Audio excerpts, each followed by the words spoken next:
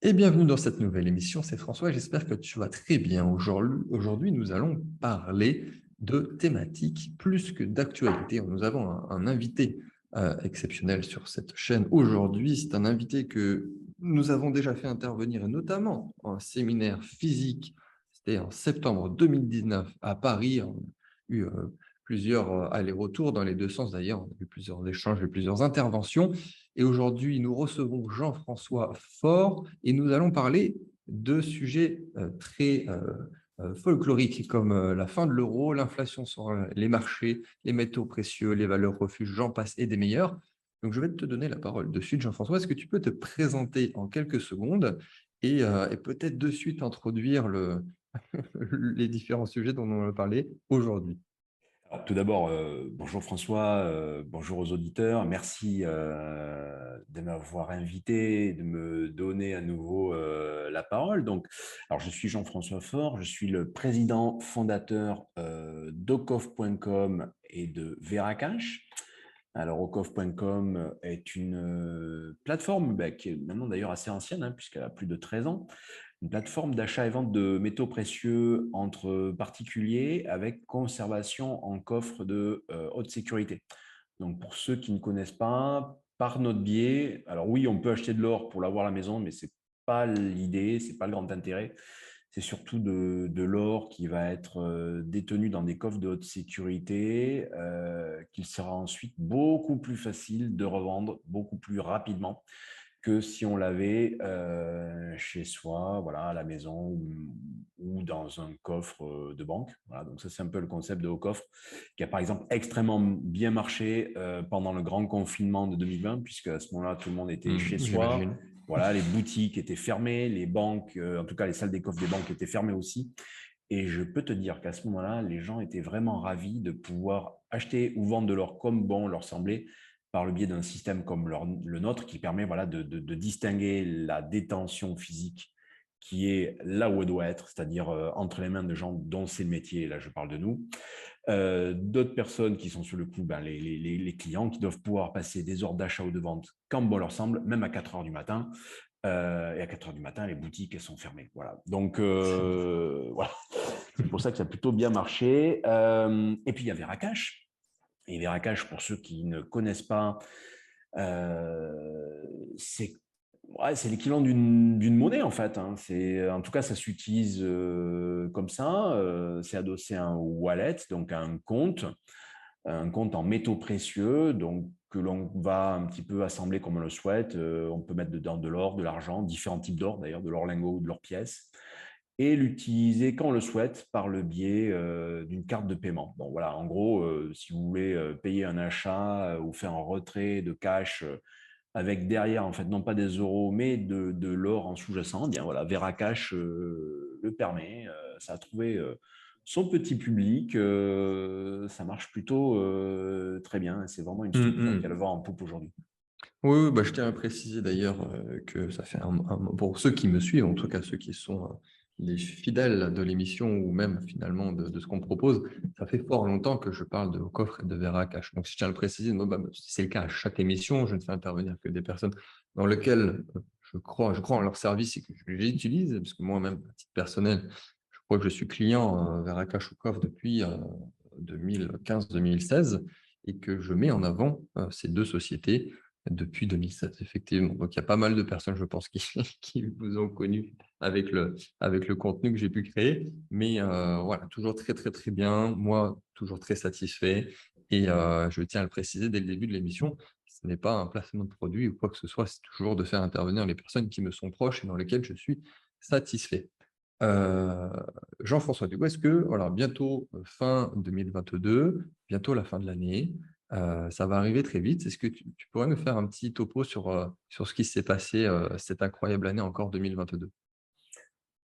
Écoute, je pense que, sauf à ce que tes auditeurs aient vécu sur Mars pendant cette période et aient atterri juste hier soir, Ouais, quelqu'un qui allume la chaîne podcast au bout d'une année, effectivement. ouais, voilà. Donc, mais pourquoi pas, tant mieux, grand bien lui en fait, parce qu'il se serait évité plein d'angoisse. En tout état de cause, ce qu'il faut retenir, c'est que globalement, et de manière même précise, le 24 février, les Russes ont envahi l'Ukraine. Eux, ils appellent ça une opération spéciale. Le reste du monde appelle ça une guerre. Tout le monde, enfin en tout cas les Occidentaux, nous sentons impliqués dedans de manière directe ou indirecte. Ça a eu des effets assez énormes. Évidemment, c'est un moment géopolitique majeur, donc ça a eu des effets énormes sur l'économie. La bourse a été quand même un petit peu chamboulée. On l'a vu sur le cours de l'or qui a battu des records, notamment au mois de mars. Voilà. Et puis évidemment, les collatéraux, ce sont aujourd'hui de grosses incertitudes sur la suite de ce conflit. Évidemment, ces effets sur l'approvisionnement en énergie, le coût de cette énergie, et puis collatéral du collatéral, l'inflation. Alors peut-être pour certains limité en France, mais en tout cas en Europe, on est quand même à des niveaux assez élevés. Et si cette année, l'inflation en France était plutôt limitée, comme c'est une inflation, enfin, comme c'est une limitation de l'inflation que l'on paye, à un moment donné, on va forcément payer la note, voilà, la note finale. Donc aujourd'hui, c'est une inflation qu'on ne voit pas tant que ça apparaître, même si elle est bien présente, parce que quelque part on la finance. À un moment donné, il faudra en payer le prix. Et si ce n'est l'année prochaine, ce sera l'année d'après ou l'année suivante. Voilà. Donc globalement, c'est un petit peu ce qui se passe. L'Europe, évidemment, plutôt beaucoup plus sous le feu des projecteurs, tout simplement parce que ça se passe à nos portes. Et puis, les problématiques d'énergie sont pleinement impactantes pour nous. Et les Américains, sur le coup, eux, par contre, un peu moins, parce que ils peuvent, sur le coup, nous proposer du gaz à des prix, ou en tout cas dans des volumes qui nous sont nécessaires. Et donc, on se retrouve un petit peu comme dans ces années sombres du XXe siècle, où on a l'Europe qui se déchire, où il y a plus que des bruits de bottes, il y a carrément des bruits de bombes.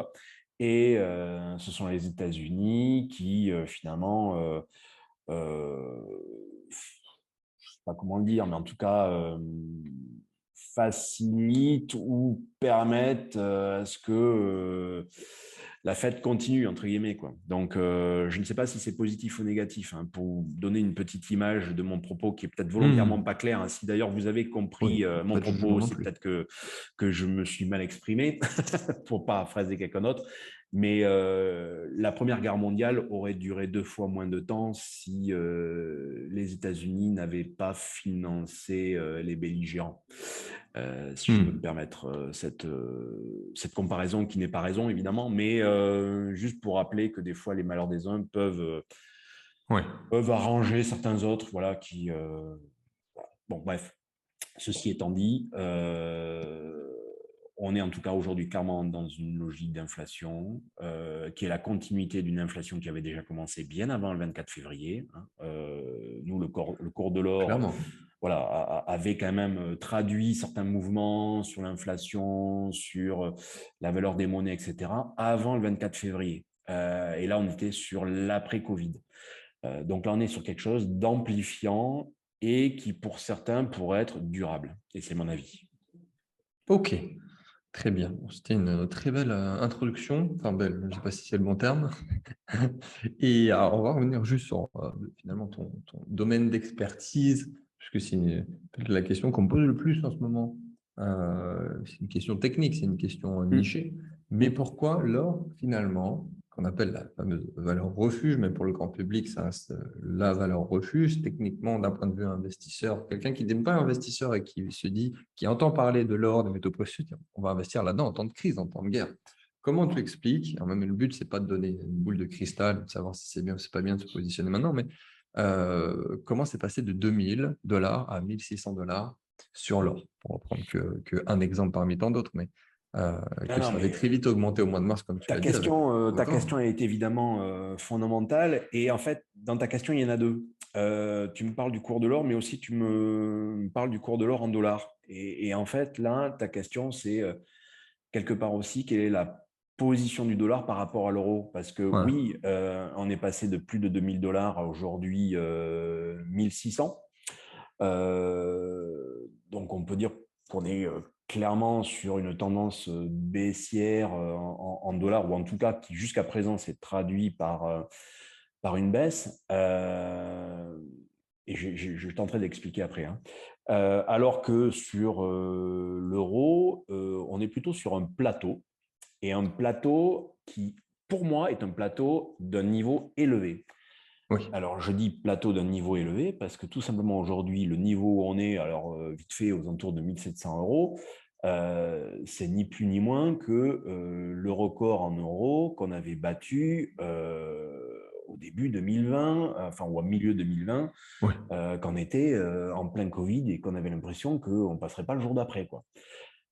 Donc évidemment, ce record a été rebattu début mars pour les raisons que l'on connaît. Très vite, on était redescendu sur des niveaux, voilà, un petit peu intermédiaires, et on est toujours dessus. En fait, donc voilà, l'or en euros aujourd'hui est dans une forme de plateau, une forme de couloir, et je vais parler ensuite des forces antagonistes qui agissent là-dessus, et sur un niveau élevé, donc on est sur un plateau haut. Alors qu'en dollars, ouais, on est plutôt sur une tendance assez baissière, et on revient à des niveaux, alors pareil, hein, plutôt de 2020, mais en dollars, en 2020, on n'avait pas vraiment battu de record à ce même moment-là, quoi. Voilà, donc ça s'était organisé un petit peu différemment. Alors voilà, maintenant, Hmm. je vais un petit peu donner ma vision des choses. Évidemment, clairement lié à ce que j'ai dit juste avant sur le contexte de l'année. Aujourd'hui, on est comment? On est sur un dollar qui est plutôt très fort, et aujourd'hui, qui est une monnaie qui a repris des forces C'est moins qu'on là puisse dire. où elle se cherchait depuis quelques années, hein. Donc ça, c'est un phénomène assez majeur. Pourtant, les Américains connaissent une inflation, mais eux, alors, peut-être parce qu'ils avaient les moyens de le faire, et puis peut-être parce qu'ils n'ont pas la même culture de protection des entreprises. Enfin, bon voilà, les États-Unis nous ressemblent, mais ce ne sont pas des Européens. C'est pas la même culture, c'est pas la même manière de faire. Eux, s'ils considèrent qu'il faut augmenter les taux, ils les augmentent. Ok, ça a créé de la casse, mais peut-être que chez eux, de la casse, ça dure 6 mois, et puis après, on se réinvente et on fait les choses différemment. Donc voilà, ils ont augmenté les taux. Donc quelque part, l'argent prenait de la valeur, où on pouvait se dire, ben, j'investis dans de l'actif dollar ou directement dollar, et je gagne quelque chose avec. A contrario, on a une entreprise en zone dollar, eh bien, se financer pour son activité devient peut-être un petit peu plus compliqué. Bon, ça, c'est la problématique de l'augmentation de taux. Ils ont fait un choix, ils se disent, c'est pas grave, nous, on est un pays dynamique et on aura d'autres leviers pour que ce qui est négatif d'un côté puisse être positif de l'autre. Et visiblement, pour l'instant, à l'instant où on se parle, ça leur réussit. Côté zone euro, en tout cas Europe au sens large, il se passe quoi? Voilà, sur le coup, on est sur une devise euro qui est plutôt en baisse par rapport au dollar, qui traduit tout simplement un affaiblissement de notre zone économique. Vous avez des Allemands qui ne savent pas comment ils vont se chauffer, les Français qui ne savent pas s'ils vont devoir couper l'électricité à partir de 17h ou à partir de 22h. Bon, voilà, globalement, on se pose des questions qu'on ne s'était pas posées depuis très, très, très longtemps. Enfin, en toute état de cause, moi, j'ai 50 ans. Je n'ai pas de souvenir Clairement. qu'on se soit posé ce genre de questions. Voilà, donc là, on revient à des questionnements qui ont suivi la Seconde Guerre mondiale, vous voyez. Mais enfin, bon, juste avant, on s'était un petit peu mis sur la figure, et de manière assez dramatique. Donc là, aujourd'hui, on en est là. Évidemment, on a des augmentations de taux pour contrer une inflation assez importante, hein, qui est aux alentours de 8, 9, 10% en Europe. Nous, les Français, 6%, mais en fait, c'est un jeu de dupes puisqu'on le paye. En fait, c'est Oui. cette inflation qu'on ne se prend pas, on la finance. Donc, c'est le quoi qu'il en coûte qui, malgré tout, est en train de se poursuivre, et qu'on paiera plus tard. Alors, peut-être pas toi, peut-être pas moi, mais en tout cas, nos enfants, nos petits-enfants, qui pour moi est une aberration. Moi, j'aime pas laisser de dette à la génération suivante. Voilà, et donc une augmentation de taux qui, elle, reste un petit peu contrainte, parce que là, clairement, on sait que si on augmente les taux aussi fortement qu'aux États-Unis, on va se retrouver avec une économie qui va subir, une augmentation des coûts énergétiques majeure et qui n'avait pas été vue depuis les années 70, mais je dirais pire, parce que là, on va la subir dans un sens bien plus important. Et donc, si en plus vous rajoutez le coût de l'argent pour une entreprise, là, vous les tuez. C'est-à-dire que, elles auront du mal à payer la note d'électricité, mais en Hmm. plus, elles auront du mal à se refinancer parce que on va passer sur des taux qui n'avaient pas été vus depuis longtemps. Donc, la BCE ne peut pas se permettre ça. Alors oui, elle augmente les taux un petit peu pour contraindre ou limiter les effets de l'inflation, mais elle ne peut pas le faire complètement parce que sinon, ça se ferait au détriment des entreprises. Et donc, le cours de l'or, en euros ou en dollars, traduit ce genre de choses. C'est-à-dire que côté dollar, il traduit évidemment la force d'un dollar et l'or est toujours un antagoniste du dollar. Si l'or est fort, si je veux dire le dollar est fort, l'or est plutôt faible. Voilà. Si les taux vont à la hausse, eh bien l'or a plutôt tendance à être moins appétant de manière assez logique parce qu'il ne propose pas de rendement. Donc, on va un peu moins l'acheter, il va potentiellement partir un peu à la baisse. Il y a un peu d'inflation, donc oui, ça soutient un petit peu le cours de l'or, mais en univers dollar, pas tant que ça. Voilà. Et en zone euro, ben voilà, on est dans ce couloir attentiste entre d'un côté de l'inflation porteuse pour l'or et d'un autre côté une hausse des taux, mais qui reste limitée. Et on attend de voir. Et je pense que l'hiver et les effets de l'hiver, je ne pensais pas un jour avoir à dire ça, les effets de l'hiver en Europe vont Vas-y. avoir un effet sur le cours de l'or en euros. Dans quel sens, je ne sais pas, parce que je ne sais pas à quoi va ressembler l'hiver. Mais ce qui serait assez drôle, enfin drôle, non pas drôle du tout d'ailleurs, mais c'est que la météo de cet hiver ait un impact sur l'or. Hmm. Et oui, parce qu'en fonction de la météo, on va voir comment l'énergie va être gérée. Et comment l'énergie va être gérée, eh bien globalement, ça va comment dire, planter les graines du début de l'année 2023. Quoi. Voilà. Hmm, hmm, Faillite hmm. massive ou pas faillite massive. Voilà. C'est là les grosses interrogations. C'est vrai. Non, mais super. Merci infiniment pour ce topo. C'était parfait. Et alors, effectivement, juste pour ajouter, pour conclure, redire ce que tu as déjà dit, parce qu'il y a beaucoup d'investisseurs qui écoutent cette émission, c'est sûr que ma question initiale, l'or, comme tous les actifs, on le compare à quelque chose. C'est comme quand on parle enfin, un bitcoin, c'est un bitcoin, une once d'or, c'est une once d'or. Mais quand on va le comparer à du fiduciaire, il faut bien le comparer à un fiduciaire en particulier. Donc, vis-à-vis du dollar, c'est baissier, comme tu l'as très bien résumé. Quand le dollar est fort, généralement, l'or est faible. Et par contre, comparé à l'euro, je crois que c'est même l'or est toujours légèrement gagnant. Il valait mieux avoir de l'or que des euros sur ces 6 derniers mois, mais sur ces 12 derniers mois, pour résumer. Oui, tout à fait. Hein. Clairement, enfin, là, n'importe qui peut prendre un cours de l'or et regarder. Hein, par rapport au début de l'année, on est quand même 100 euros au-dessus. Hein. Donc, C'est ça. si on compare à d'autres actifs, l'or est quand même plutôt gagnant, si tant est que quelqu'un ait envie de le vendre maintenant. Mais sauf contrainte, je le déconseille de vendre son or aujourd'hui. Non, après, quelqu'un qui rentrait sur l'or en euros, qui en plus peut réussir à cash out en dollars, il est doublement gagnant. Parce que Ouais, derrière, oui, tout à tu fait. as le ratio or euro-dollar qui est quand même assez exceptionnel. Euh, comment tu ce n'est pas un conseil en investissement de ta part, mais est-ce que pour un point de vue purement investisseur, purement investissement, est-ce que c'est un bon moment pour rentrer sur les métaux précieux? Alors, alors, nous, le conseil que notre mère on donne habituellement, c'est d'être très froid par rapport à son achat dans les métaux précieux, notamment l'or, de se fixer des dates un peu récurrentes et de ne pas changer ce genre de plan et donc globalement d'acheter de manière très régulière de l'or, peut-être plutôt en petite quantité, mais en tout cas de manière sûre et certaine, de manière très régulière. Ça, c'est un petit peu la stratégie que moi je considère gagnante si on est sur une posture d'acheter de l'or dans un sens anti-crise, assurance incendie du reste de son patrimoine, actif que l'on n'a pas envie d'utiliser parce qu'on sait qu'on va l'utiliser qu'une fois par définition. Et donc, une fois qu'on l'a utilisé, ben, il faut en racheter. Donc, si on peut ne pas le vendre, c'est déjà pas mal. Et donc, le plein aboutissement d'une épargne or réussie dans un monde qui s'est plutôt bien passé, ben, c'est tout simplement de pouvoir le transmettre. Bon. Et une fois qu'on a donné ce conseil, on peut rentrer un petit peu dans le détail. Après, il y a des moments un peu plus intéressants où on peut se permettre d'en mettre un petit peu plus ou de raccourcir un petit peu le délai d'investissement.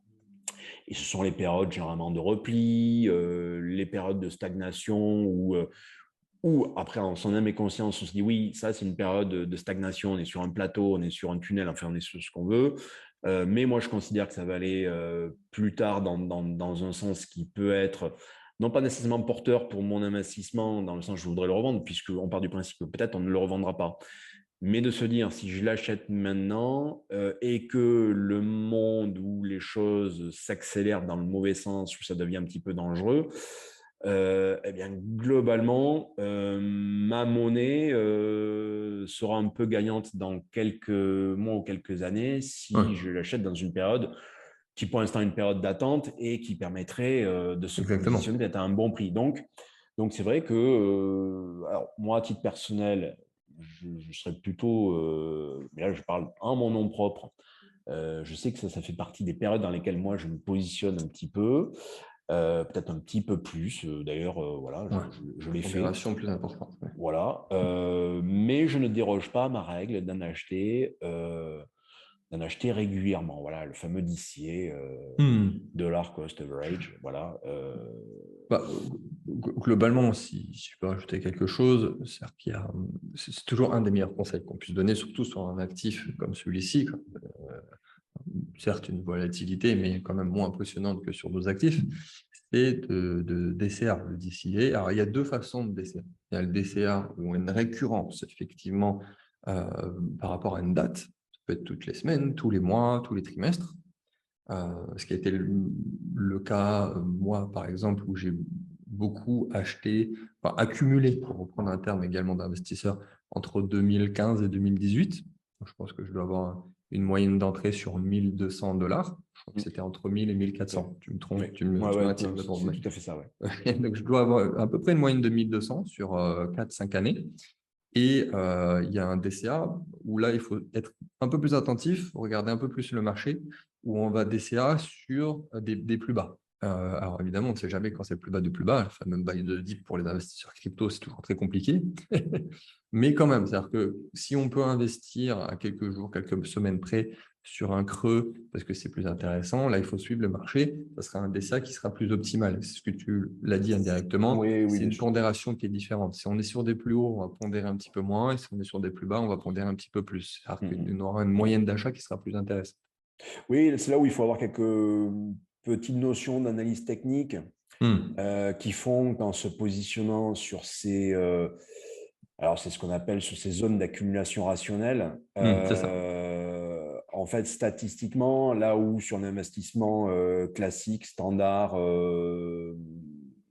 non émotif, régulier, un peu répétitif, on est plutôt sur des chances de 50-50.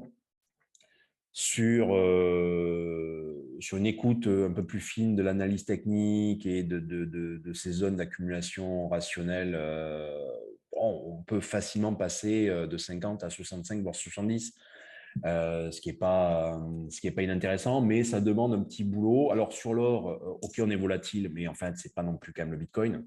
Donc, on peut se permettre de faire des analyses, je dirais, alors pour ceux qui ont du temps, bon, ok, quotidiennement bien sûr, mais même à l'échelle d'une semaine, ça reste jouable. On est quand même sur quelque chose, ok, qui va bouger, mais dans ces grandes tendances, ça se passe pas sur 24 heures, quoi. On est Oui, sur un c'est ça. actif qui est mature, un actif qui a 5000 ans de track record.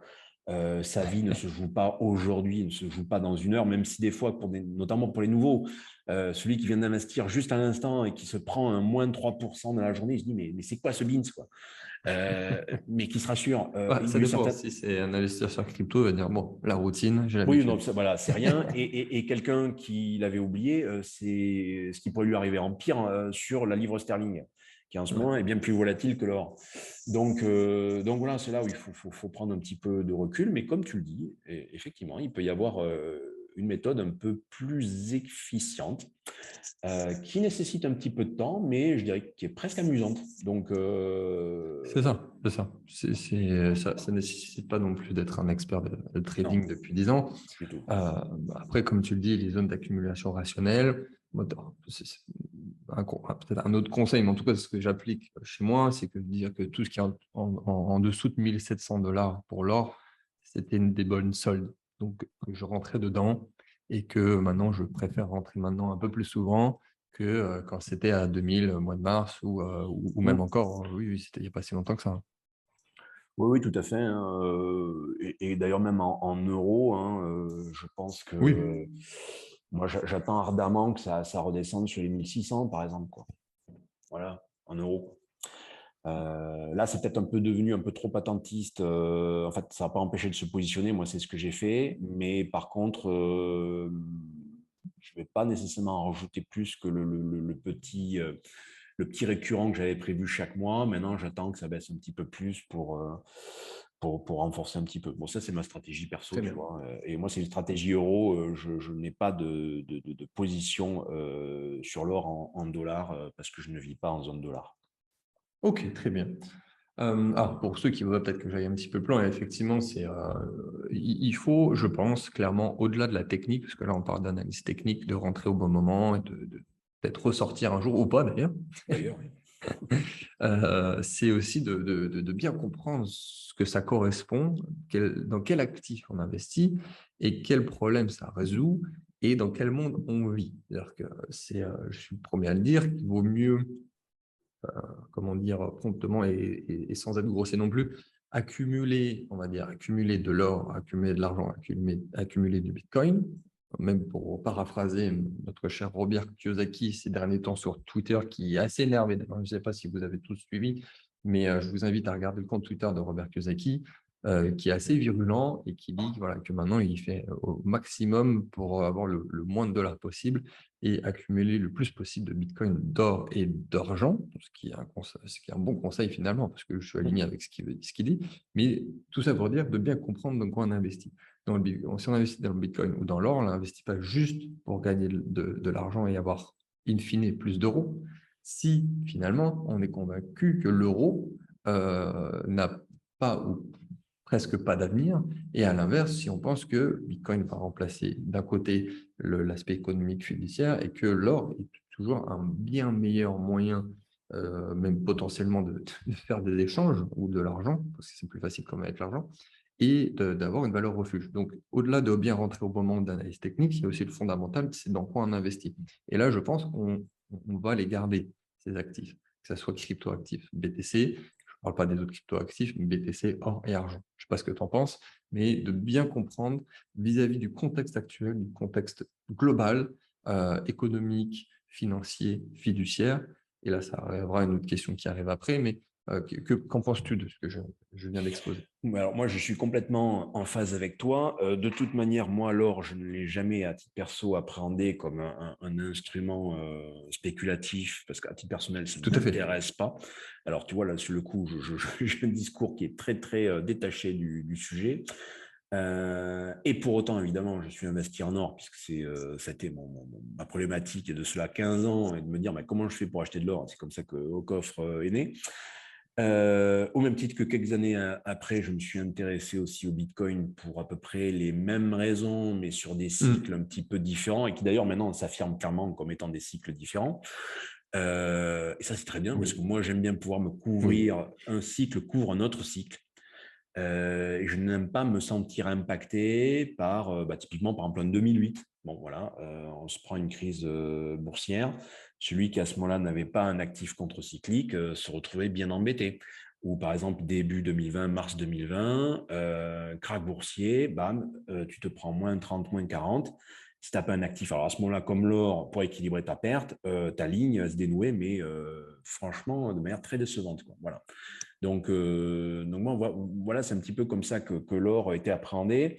Après, rentrant dans un monde complexe dont on ne connaît pas, enfin quand je dis complexe pour ne pas dire dangereux, dont on ne connaît pas les lendemains, Oui, c'est très intéressant d'avoir des actifs de transition. Je ne te oui, dis pas que dans 100 ans, la monnaie sera le Bitcoin. Je ne te dis pas que dans 100 ans, l'or sera notre monnaie.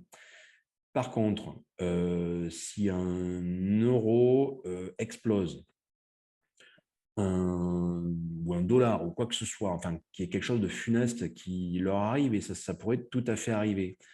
Des actifs comme cela peuvent être des actifs de transition, des actifs de passage de relais vers des monnaies qui seraient à ce moment-là des monnaies plus en phase avec le temps dans lequel elles évoluent et je dirais pour lequel elles seraient créées. C'est-à-dire qu'on a des monnaies qui correspondent aussi à l'usage que l'on veut en faire. Le dollar est devenu la monnaie reine parce que basiquement, c'est une monnaie dette et on est dans un monde exactement. qui vit par le crédit parce que on considère que c'est bien de vivre avec de l'argent qu'on n'a pas encore et un travail qu'on n'a pas encore accompli. Bon, ok. Et ben, le dollar est idéal pour ça. Mhm. Il y a d'autres époques, l'idéal était plutôt l'or pour d'autres raisons. L'or aujourd'hui serait une monnaie très compliquée en fait à opérer au quotidien. Ce serait une monnaie plutôt déflationniste. Tout à fait. Bon, voilà. Mais le sujet, il n'est pas là. Moi, personnellement, de toute façon, je suis contre le retour à l'étalon or parce que quelque part, ça enlèverait de la liberté à ceux qui en détiennent. Parce qu'un retour à l'étalon or serait pas une confiscation, mais en tout cas une expropriation immédiate de tous ceux qui détiennent de l'or. Et donc, moi, je préfère que l'or reste une forme de monnaie privée gérée par ses utilisateurs et ses détenteurs et que personne ne vienne les embêter. Et pareil pour le Bitcoin. Alors, je suis très intéressé par l'expérience du Bitcoin au Salvador, hein. Je trouvais ça super de pouvoir Mhm. faire son expérimentation à l'échelle d'un pays. Et je félicite ce jeune président d'avoir tenté ça. Et il n'a certainement pas dit son dernier mot. Pour autant, à l'échelle d'un continent comme le nôtre, l'or ou le Bitcoin ou toute autre crypto-monnaie aujourd'hui, ça n'aurait pas nécessairement de sens parce que ce serait de suite des monnaies qui deviendraient des monnaies étatiques et ça nous confisquerait en fait tout autre outil un petit peu sécuritaire, un peu parallèle tout en étant légal, nous permettant de passer des caps difficiles. Donc, laissez-nous l'or et on en fera un bel usage si le monde a envie ou doit s'effondrer pour le redémarrer. Et en fait, l'or, pour moi, il servirait ou il servira à ça, c'est-à-dire de monnaie de relance, de monnaie de redémarrage, de monnaie de reconstruction avant autre chose, Ok. l'or ou le bitcoin ou les deux. Voilà. Donc, Ouais, non, non. Non, mais c'est pour ça qu'il faut en détenir. j'y pense aussi, ouais. Alors, effectivement, c'était ma question suivante. Tu y as un petit peu répondu, mais peut-être que tu vas affiner en fonction de ce que je vais te dire. C'est la fameuse fin de la zone euro, ou pas, comme on l'a déjà mentionné, mais on n'en sait rien. Est-ce que dans 10 ans, effectivement, tu pourrais partir sur un scénario où effectivement l'euro aurait explosé? Il y a d'autres thématiques qui sont liées à celle-ci, c'est-à-dire qu'on parle aussi beaucoup à ce moment dans le milieu crypto des CBDC, fameuses Mmh, monnaies numériques des banques centrales. mmh. Euh, Qu'en penses-tu dans 10 ans? Est-ce qu'on peut avoir l'euro qui n'existe plus, autre chose? Tu as déjà répondu, mais comment tu vois ça et est-ce que ça serait finalement ce que tu viens de dire, l'or, qui serait une des solutions de transition vers un nouveau modèle, un changement de paradigme? Alors, je ne suis jamais très fan des réponses radicales parce que souvent on se rend compte que la vérité Oui, ou ce qui se passe est soit carrément ailleurs, parce que des fois il se passe des choses absolument inattendues c'est qui ça. sont, voilà, par exemple, typiquement en mars 2020, qui pensait ne pas pouvoir revendre son or parce qu'il était confiné chez lui, par exemple. Bah, voilà, tiens, ça c'était un truc, les gens qui avaient de l'or chez eux ne pouvaient pas le revendre. Eh bien ça, Signe noir. ouais, c'est un black swan, exactement. Voilà, donc sur l'euro, ça peut être pareil. On peut très bien à un moment donné avoir une Italie qui est en défaut et qui entraîne les autres pays de la zone sud de l'Europe, et on se retrouve à avoir peut-être 1 euro à 2 vitesses, mais dans ce cas peut-être 2 euros. Je vois difficilement nos pays revenir à leur monnaie nationale parce que ça leur coûterait excessivement cher, et pas qu'en monnaie, mais en stabilité sociale. On le voit aujourd'hui Oui, avec, ça c'est sûr. avec le Royaume-Uni. Le Royaume-Uni n'était peut-être pas à l'euro, mais en fait, étant dans l'Europe, c'était tout comme. Et quelque part, ça a assuré une forme de stabilité, de parité quasiment statique entre la livre sterling et l'euro parce qu'ils étaient dans l'Europe. Ils en sont sortis, peut-être parce qu'ils ne pouvaient pas faire autrement dans leur manière d'être, mais c'est un pays qui va passer par une période extrêmement difficile. Et malheureusement, ce n'est certainement pas ceux qui ont voté pour le Brexit qui d'ailleurs en tireront les bénéfices, mais même plutôt l'inverse. Et ils vont mettre des dizaines d'années pour s'en sortir, mais ils s'en sortiront. Ils s'en sortiront, à mon avis, quoi. Et nous, le reste de l'Europe, ça peut être ça, hein. Ça peut être passé par une phase un petit peu dure, un petit peu difficile. Malheureusement, c'est ceux qui voteront, qui influenceront pour que voilà, il y ait des choses un petit peu radicales qui se produisent, qui ne seront pas ceux qui en tireront les bénéfices, hein. Oui. Voilà, donc je ne vais pas rentrer dans le détail là-dessus, je n'ai pas envie de faire de politique, mais je pense que les classes moyennes ou en dessous paieront le prix fort, quoi. Elles paieront le prix fort et peut-être de leur propre décision.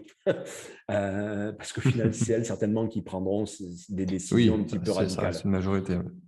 Voilà, donc, et ça, c'est ce qui nous pend vraiment au nez, à mon avis, pour des pays comme la France. Alors, nous, parce qu'on on vit un petit peu à crédit, et pas que pour de l'investissement, mais on vit à crédit pour ce que l'on mange au quotidien. Quand je dis on vit, en fait, le pays aujourd'hui vit à crédit sur du financement du quotidien, ce qui n'est pas une bonne chose, hein. Les pays qui ont fait des emprunts pour de l'investissement, pour de la recherche, pour du futur, pour de la formation, évidemment, n'ont pas de problème et n'ont pas eu de problème. Mais ce n'est pas vraiment notre cas. Hum. Et puis, il y a ceux qui sont aujourd'hui factuellement endettés, mais pas avec de la bonne dette, comme par exemple les Italiens. Voilà, là, on est Ouais, deux l'exemple de pays, l'Italie. Oui. on est deux pays du pourtour méditerranéen qui aujourd'hui sont potentiellement des dangers pour des raisons différentes. Voilà. Je ne parle pas des autres petits pays. Après, je veux dire un truc, un problème avec, imaginons le Portugal, bon, ce qui n'est pas du tout le cas. Le Portugal va plutôt dans le bon sens. Ça Mais va, c'est vrai. voilà. Mais un pays de cette taille, ouais, enfin, tu vois, aurait un souci.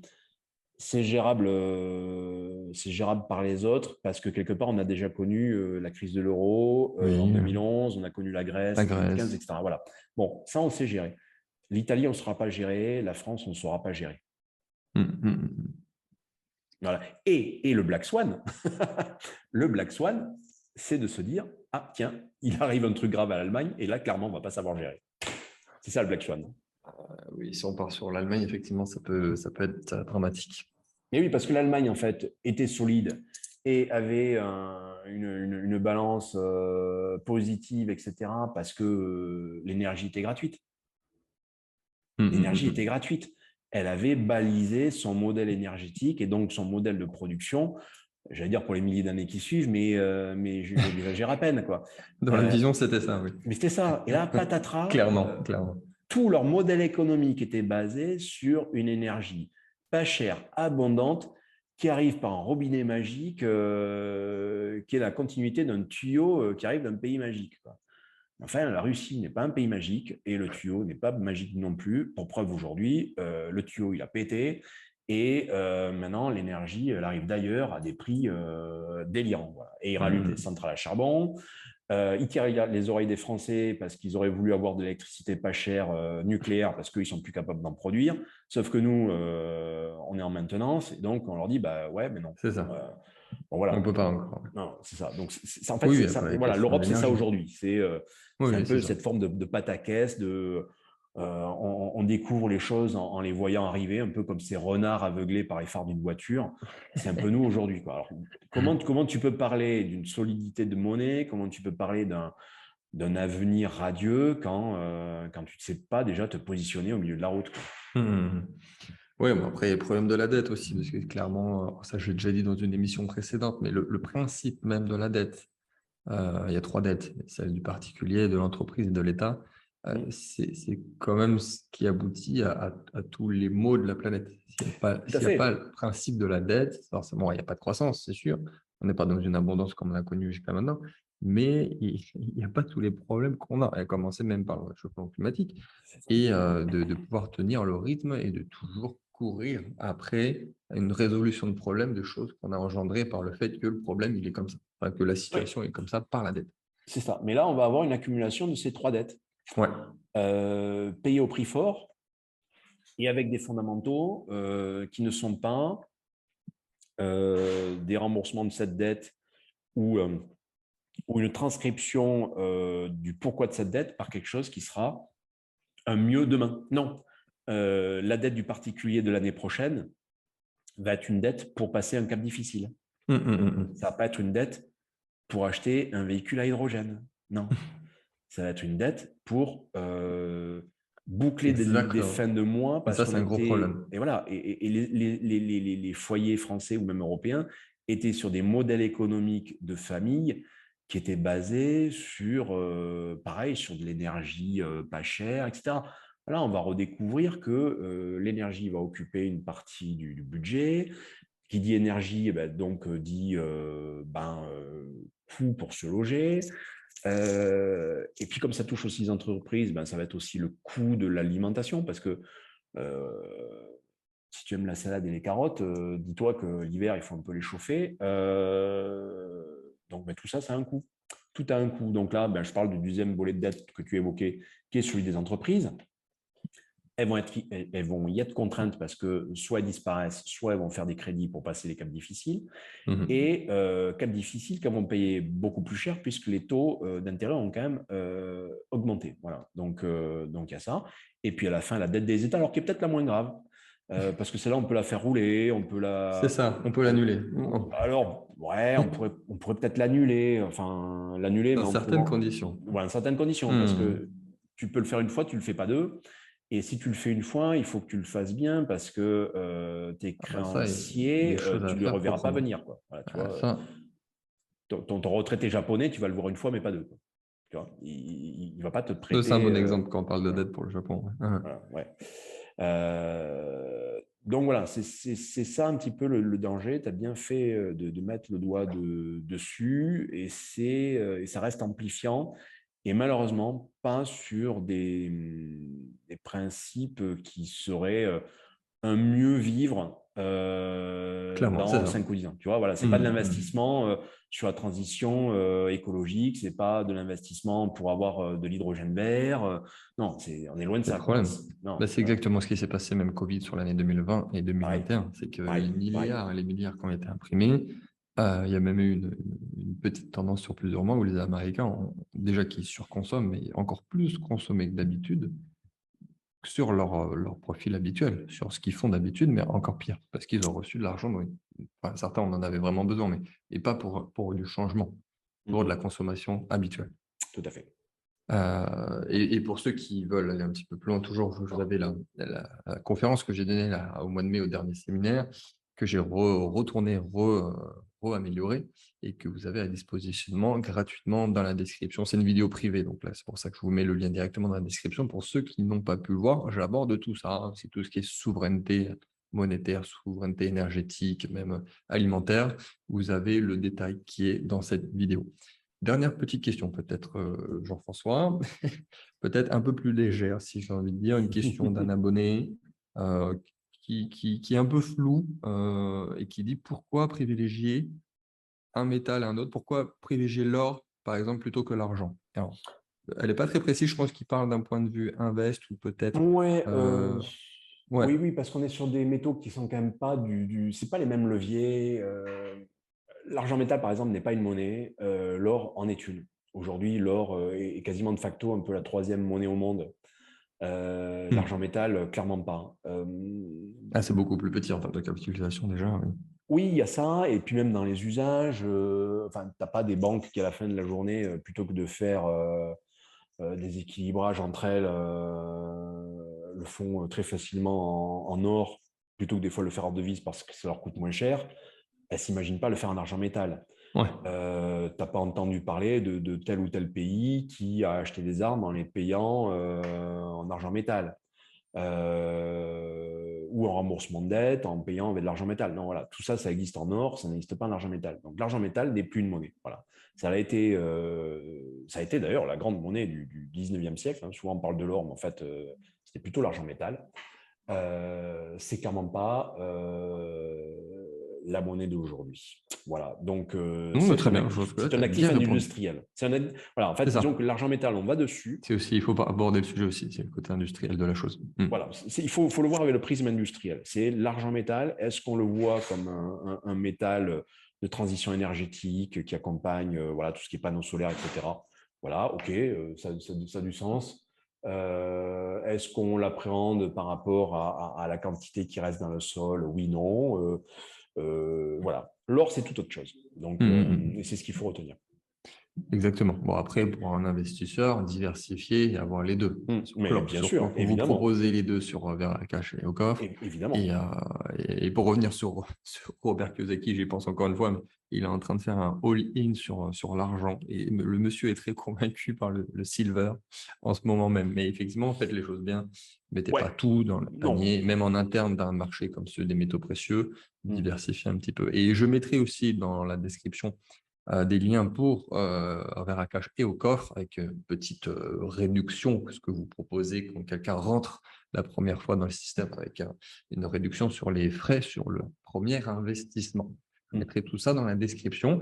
Merci infiniment, Jean-François. Est-ce que tu veux dire une petite bafouille pour terminer et conclure cette super émission? Bah, écoute, bon déjà, merci de cette invitation. Et en fait, ta dernière question m'a servi un petit peu d'introduction à quand même un élément complémentaire. On a parlé de l'argent métal. Ne pas oublier d'autres métaux qui peuvent être fort intéressants. Parce que justement, je parlais de transition énergétique. Ne pas oublier les platinoïdes. Parce que Oui, selon oui. moi, ils vont avoir une place importante à occuper, notamment autour de l'hydrogène vert. Donc voilà, si je peux vous donner un petit tips, intéressez-vous à ces métaux. Alors c'est un petit peu plus technique. Et évidemment, c'est de la diversification. Hein, donc je dirais même s'il y avait un portefeuille idéal, on sait que l'or, on doit être aux alentours de 70%. Ouais. L'argent métal, peut-être 20, 25. Et le restant, ça peut être un partage intelligent entre platine et palladium qu'il serait temps de découvrir ou de redécouvrir justement pour... Oui, parce que platinoïde, c'est plusieurs métaux. Donc, il y a platine, palladium, il y en a d'autres, je Oui, il y en a crois. d'autres, mais Mais alors, beaucoup moins connus. les autres, on va plutôt les exclure parce qu'on est sur des choses qui sont trop... Enfin, il y a trop peu de marché. Voilà. Platine, palladium, il y a une vraie cotation, donc on a un vrai marché mondial. Il y a un vrai usage et aujourd'hui un usage assez difficile dans son remplacement. Donc voilà, les autres Hmm. métaux sont tellement chers et sont tellement difficiles des fois à trouver ou à exploiter que la première chose que tentent de faire les industriels, c'est de les remplacer par autre chose. Ce qui fait que ce que vous aviez un jour qui était rare ne le devient plus le lendemain parce qu'il a été remplacé. Voilà, on n'est pas sur ce genre de cas avec platine palladium parce qu'ils ont quand même des usages qui sont potentiellement assez diversifiés et qui aujourd'hui en plus ont quand même tendance à pas mal converger vers des usages liés à la transition. Voilà, donc Ok. c'était mon petit tips de fin. Donc, et si je ne me trompe pas, sont proposés maintenant chez Ocoffre. C'est Oui, ça? tout à fait, oui, oui, Ok, depuis ok. un an, on les propose chez Ocoff, tout Oui, à fait. oui, j'avais suivi, j'avais bien Et suivi. j'espère dans quelques mois ou années sur Veracash aussi, mais Ça on avait serait top. d'autres chats à fouetter avant, donc voilà, ce sera pour plus tard. Ok, génial. Bah, encore merci. Et encore vraiment, bah, c'était une super émission. Je mettrai tout ce qu'il faut dans la description, les détails. Et on se dit à très vite pour une prochaine émission. Merci à toi et à bientôt.